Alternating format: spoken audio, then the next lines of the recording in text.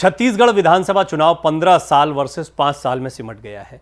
15 साल में डॉक्टर रमन सिंह चाउर वारे बाबा बन गए, वहीं भूपेश बघेल 5 साल में धान किसान और कर्ज माफी के मुद्दे पर सबके कका कहला रहे हैं। दोनों पार्टियों का घोषणा पत्र अभी नहीं आया है, लेकिन जांजगीर में मुख्यमंत्री भूपेश बघेल की कर्ज माफी की घोषणा ने असर दिखाया है। घोषणा पत्र से पहले ही भाजपा थोड़ी टक्कर की स्थिति में आ गई है। मौजूदा स्थिति की बात करें तो 90 विधानसभा सीटों में 29 में भाजपा आगे दिखती है और 32 पर कांग्रेस। देखिए, यह आकलन है, मीडिया रिपोर्ट्स में इस तरह के आंकड़े कई जगह पर दिखाई देते हैं। यूं कहना बड़ा मुश्किल है, लेकिन जैसे हमारी यात्राएं इस वक्त छत्तीसगढ़ में, मध्य प्रदेश में, राजस्थान में निकली हुई हैं, इलेक्शन एक्सप्रेस के दौरान हम लोगों से बात भी करते हैं। 29 सीटें ऐसी हैं जहां कांटे की टक्कर है, कुछ सीटें तो ऐसी हैं जहां दोनों पार्टियों ने बेहद कमजोर प्रत्याशी दे दिए हैं। बिलासपुर संभाग की एक सीट पर बसपा और एक पर JCCJ यानी अजीत जोगी की जो पार्टी है वो मजबूत दिखती है। मुख्यमंत्री भूपेश बघेल की कर्जमाफी की घोषणा ने असर दिखाया है। इसकी चर्चा जोरों पर है। मुद्दे को लेकर एक जुमला कका जिंदा है जुबान पर है। हालांकि ये सोशल मीडिया का भी असर है। बावजूद इसके जब वोटर से पूछा कि क्या लगता है किसकी सरकार बनेगी, तो वो खामोश हो जाता है।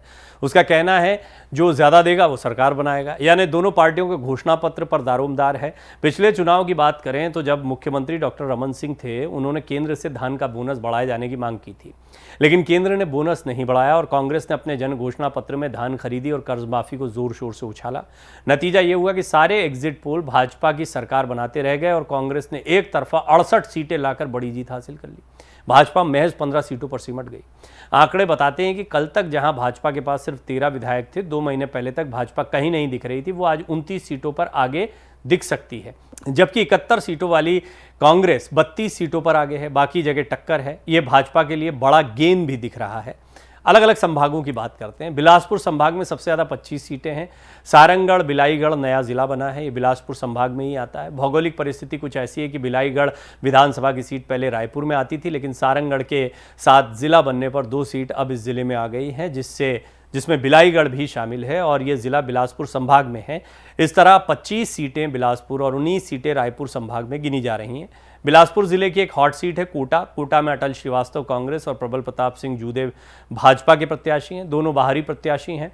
जोगी कांग्रेस की रेणु जोगी ने नामांकन फॉर्म अभी खरीदा है। दरअसल अब यहाँ दोनों प्रमुख दलों के प्रत्याशियों की बात करते हैं तो वोटर इन्हें कम जानते हैं, जबकि प्रदेश की राजनीति में इनकी जबरदस्त पकड़ है। अटल श्रीवास्तव मुख्यमंत्री के बेहद करीबी हैं, जबकि प्रबल प्रताप सिंह जूदेव भाजपा के दिग्गज नेता स्वर्गीय दिलीप सिंह जूदेव के बेटे हैं। यानी प्रदेश में जिनकी एक अलग पहचान है। भाजपा कांग्रेस के प्रत्याशी बनाए जाने के बाद वोटर उन्हें फिलहाल कम जानता है, लेकिन वोटर ये जानता है कि इस सरकार ने उन्हें धान का पैसा दिया है। इस वक्त बिलासपुर की सीट हॉट सीट बनी हुई है। यहाँ ये भाजपा के 2 दिग्गज नेता अमर अग्रवाल और कांग्रेस के शैलेश पांडे आमने सामने। 20 साल के विधायक और 15 साल के मंत्री अमर अग्रवाल को पिछली बार शैलेश ने हराया था। यहाँ ब्राह्मण, सिंधी समाज, पंजाबी समाज, गुजराती समाज, OBC हर तरह के वोटर हैं। पिछली हार करीब 12,000 के अंतर से थी। सिंधी समाज नाराज था, जिनकी संख्या करीब 18,000 के आसपास है। कहा जा रहा है कि सिंधी समाज अब उतना नाराज नहीं है। बिलासपुर में लॉ एंड ऑर्डर पिछले 5 सालों में बड़ा मुद्दा बनकर उभरा है। अमर अग्रवाल के खिलाफ सीवरेज प्रोजेक्ट बड़ा मुद्दा रहा, तो शैलेश पांडे के खिलाफ लॉ एंड ऑर्डर मुद्दा बना। उधर बिलासपुर जिले से आगे बढ़ने पर कोरबा की चारों सीटों पर घमासान मचा हुआ है। यहाँ के चंदन बघेल बताते हैं कि कोरबा में मंत्री जयसिंह अग्रवाल के प्रति एक धारणा उनके खिलाफ काम कर रही है। उन पर गाये बगाए भू माफिया का टैग विरोधियों ने लगाकर प्रचारित किया, जबकि भाजपा के लखनलाल देवांगन को जमीनी और सादगी से भरा नेता माना जा रहा है। यानी यहाँ लड़ाई वैभव, धन संपदा और सादगी के बीच हो गई है। रामपुर में कवर प्रत्याशी बदलकर कांग्रेस ने राठिया को मैदान में उतारा है। यहाँ राठिया की संख्या ज़्यादा है। भाजपा में प्रदेश के सबसे वृद्ध प्रत्याशी ननकीराम कंवर के लिए ये सीट मुश्किल भरी हो सकती है। कटघोरा में दोनों प्रत्याशी बाहर के हैं। वर्तमान विधायक को दोबारा मौका मिला है। कटघोरा के लोगों में उनके खिलाफ नाराजगी है। कारण यह है कि पिछली बार उन्होंने बड़े बड़े होर्डिंग्स लगवाकर वादा किया था कि सरकार बनी और मैं विधायक बना तो कटघोरा जिला बनेगा, लेकिन ऐसा हुआ नहीं। उधर पाली तानाखार में कांग्रेस ने दुलेश्वरी सिदार को मैदान में उतारा है। ये प्रदेश की एकमात्र सीट है जहां गोंडवाना गणतंत्र पार्टी का खासा असर रहा है। इस सीट को स्वर्गीय हीरा सिंह मरकाम के नाम से भी जाना जाता है। अब उनके बेटे तुलेश्वर सिंह के हाथ पार्टी की कमान है, लेकिन हीरा सिंह मरकाम जैसा समर्थन नहीं है।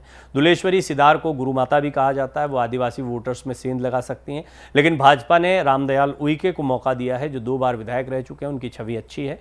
कांग्रेस ने मोहित केरेकेट्टा की टिकट काटी क्योंकि उन्होंने खुद की और पार्टी की छवि खराब की। मोहित केरेकेट्टा शिक्षक थे, पार्टी ने मौका दिया तो जीत कर आए, लेकिन वहां विरोध इसलिए क्योंकि ना तो उन्होंने पार्टी के कार्यकर्ताओं को तवज्जो दी और ना ही किसी की सुनी। कार्यकर्ताओं ने ही उनके खिलाफ कई शिकायतें की और उनकी टिकट कट गई। तो छत्तीसगढ़ में कुछ महत्वपूर्ण सीटें हैं जिनका आकलन ये बताता है, लेकिन कुछ हद तक देखिए छत्तीसगढ़ एक छोटा राज्य है, यहाँ पर कुछ भी निश्चितता से नहीं कहा जा सकता है। ऐन मौके पर तो जनता जब 3 दिसंबर को नतीजा आएगा तब उनके जहन में क्या चल रहा था ये स्पष्ट होगा। लेकिन अभी तक आपने देखा कि भूपेश बघेल की योजनाएं, किसानों को लेकर उन्होंने जो अपनी एक छवि बनाई है वो बड़ी भारी दिखाई पड़ रही थी। इस बीच में चाउर वाले बाबा रमन सिंह ने भी अपनी एक इमेज बनाई थी, वो भी अब धीरे धीरे एक्टिव हुए हैं। तो कई जगहों पर कांटे की टक्कर दिखाई दे रही है। निश्चित तौर पर एक तरफा मुकाबला तो छत्तीसगढ़ में नहीं होने जा रहा है, ये कांटे का मुकाबला होगा।